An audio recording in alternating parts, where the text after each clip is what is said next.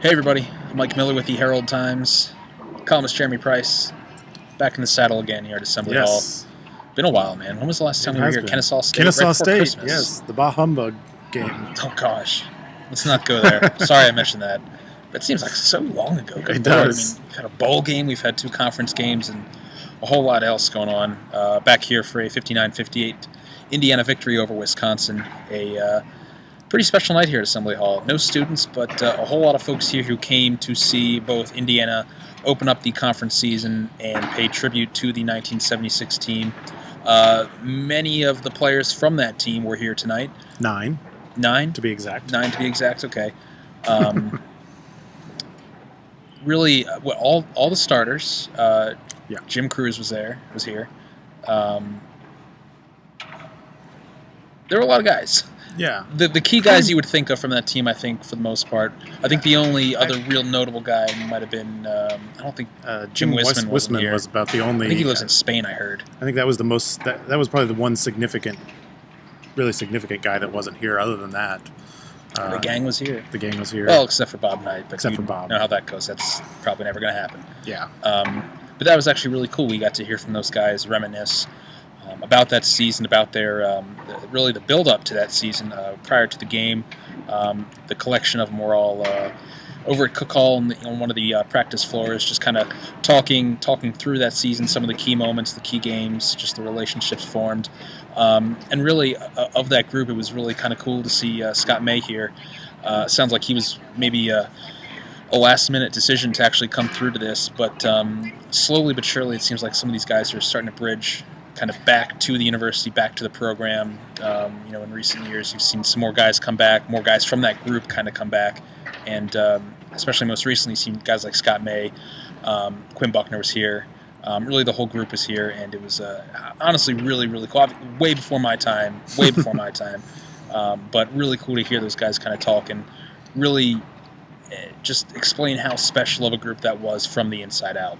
Yeah, and I think more than it being a tie to the university, and there's certainly that, but I think the biggest thing is those guys just have a bond between themselves that sort of supersedes everything else, and I think, especially in the case of like a Scott May, I think sort of just realizing that it was about those guys and what they did and what they shared more than it was about any other feelings, good, bad, or indifferent, about other things that have gone on since then. Yeah. So I think that was the big thing, and yeah, it was interesting to hear those guys, and there's just sort of a certain mentality, a certain swagger, if you will, to teams like that, and so it's really interesting to hear them talk and sort of, in some ways, not to be unfair, but just to sort of juxtapose where their minds were and sort of how they approach things versus where the current state of things sits is sort of an interesting contrast, I guess.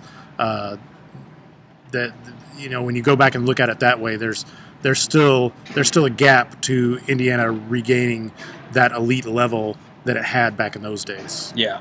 Well, I'll tell you what. I guess you could call it a late Christmas gift of sorts. A new banner graces the rafters here of Assembly Hall. Let's really awkwardly show you this. There it is. It says, what is it? The NCAA's #1 all-time March Madness team. All right, real quick, I got a lot of questions about this. I don't think that's just something Indiana cooked up in their marketing department. This is actually something they were voted. That was something voted on. They did that for the 75th anniversary of the Final Four 2013. In 2013. It was like NCAA.com or the Basketball Writers Association. I'm not sure how the weight was given to that, but it was a combination of various voting fans, media, who's who of voters, maybe some coaches and whatnot. I'm not sure exactly how that all panned out, but this was not a willy-nilly, self-appointed kind of thing by any stretch of the imagination. I totally get the questions of it. There are a lot of banners here, but no, that was actually something that they had legitimately been named by a few reputable sources. So Indiana will hang that, and also real quick, while we're on that 76 guys, there will be a statue of the starters, I believe. The seniors and the starters. The seniors and the starters, okay. Yes. The seniors and the starters will go, that statue will be erected outside the new south entrance, that plaza that they're building. I guess the Ken Nunn Class of Champions or something like that. Yeah, something like that. Something like that. And I guess the interesting part of that is that that statue does not include Bob Knight, of course. So make of that what you will, but I guess maybe one day. There's probably not. We'll see. I mean, it's just sort of one of those very awkward things that's probably bound to go on forever. I think until. I don't know. It's just an awkward situation because of the way things ended and everything. Right. I think there's an uncomfortability with university leadership sort of acknowledging Knight too much as a result of that, and of course with the fact that there's sort of been that rift and he hasn't sort of made any move to bridge that gap. Maybe if there were, maybe things would be different, but they're not. He wasn't here. At this point, it is what it is. Yeah. We could do a whole separate scoop talk on the 76 guys. Really, really kind of cool catching up with those guys and chatting and kind of hearing the stories. I mean, we've heard the stories really for 40 years now, but they still resonate. They're still very cool to hear once again. But we got a lot to talk about with just the game itself. Once again, a 59-58 Indiana victory. The game itself. Yeah, they actually played a game here tonight. Indiana won a game in which it scored fewer than 60 points. What happened? Really, offense abandoned both teams in this one. Neither team really had an offensive stroke of any semblance or sort, save for maybe a few spurts here and there. But really, few things. Indiana showed both defensive presence, defensive concentration, both over large swaths of time to a point, and also in some really key moments down the stretch, which I'm taking as a sign of progress. Yeah. And I say that because it seems like maybe the latest checkpoint almost when you kind of come off that Nebraska game when they seem to do a pretty good job against Siobhan Shields and Andrew White for at least just not letting them settle in, especially early. And they come out here, and I think they held Bronson Koenig and Nigel Hayes to, I think, combined, 7 for 25 from the floor, and obviously had some pretty key moments, spurred really by some of the freshman guys, especially OG Anunoby. Yeah, it's sort of kind of wacky because we've been just begging for even passable defense from this team, and tonight I thought for the first time for a whole game, the defense against somebody beyond something ending in state that was ranked in the 300s of the RPI or something, that it was actually more than passable tonight, and then the offense was sort of lost in space most of the night tonight. But I think maybe it is a good sign, like you say. I mean, whether that's a marked turn that's going to continue, whether this is just a one-off, because let's be honest, this is not a Wisconsin team of last year.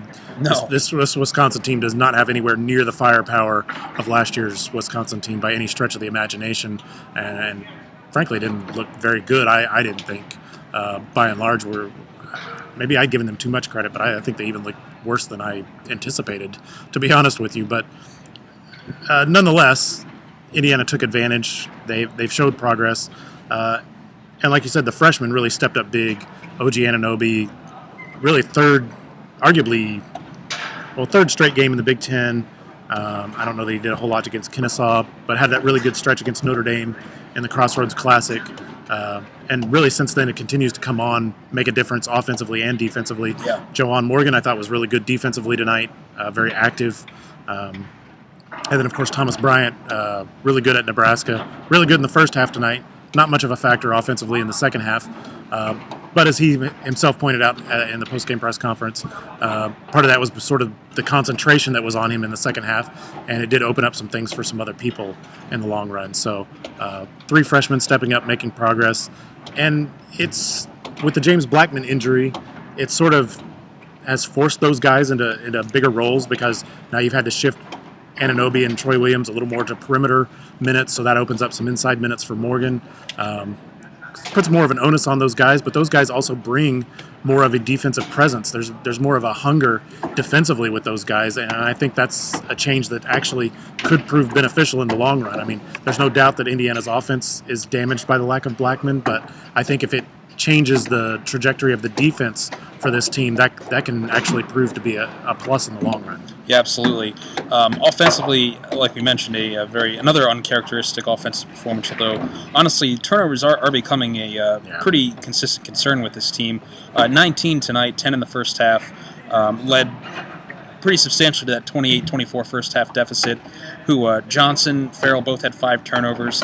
Been a really sloppy stretch, honestly, for both. Farrell had 19 points tonight, but and this isn't a case of teams are pressuring these guys into turnovers. I mean, so many of these are unforced turnovers or driving into traffic needlessly and creating a tough situation that didn't need to be created. Yogi, especially tonight. Yeah, especially tonight. I mean, there were so many situations where he should have been. I mean, his routes, his passing decisions, his penchant for the jump pass drives me crazy sometimes. They just seem to pop up in some very needless situations, and it's kind of, honestly, at times it seemed to, not necessarily the jump pass, but just the needless passes from Robert Johnson at times tonight, and a few others, are beginning to become at least somewhat of a pretty substantial concern for this team. 19 turnovers tonight against a Wisconsin team that, like I said, was not a high pressure. It's not a high pressure type of defense. I mean, they want to force you to do certain things, but again, it's more self-inflicted than anything else. Yeah, definitely. We got a bit of a layoff, the first of many over the next week or so. We'll be back here Sunday afternoon. Ohio State, I believe, tip-off at 1:30. 1:30, nationally televised game on CBS, and from there it'll be a 6-day layoff. IU, I think, from there goes to Minnesota, if I'm correct. Yep. For another afternoon matinee in Minneapolis. We will catch up on the scoop. We ran totally late. Blame the 76 guys. No, don't blame them. They're perfect. But yeah, that'll not do it. James Blackman expected to miss the rest of the season. Just want to touch on that. Still not a real definitive really details of any sort on that injury. Tom Crean, citing HIPAA laws, won't really be giving up much detail. Frankly, I'm not going to buy it. HIPAA laws really don't apply in this situation, but clearly they don't want to talk about the nature of the injury. Obviously, James Blackman has a professional future. I don't think they really want to get into that for a whole number of reasons, but it doesn't sound like, at least from Indiana, we're going to hear a whole lot of the obvious, the clear details of the nature, twist, sprain, tear, whatever it is. Could be a while before we actually tap into that. So we're going to go officially with ouchie on the knee. How about that? No. Okay. No, none of that. We're running late, guys. Thanks for watching. We'll catch you later.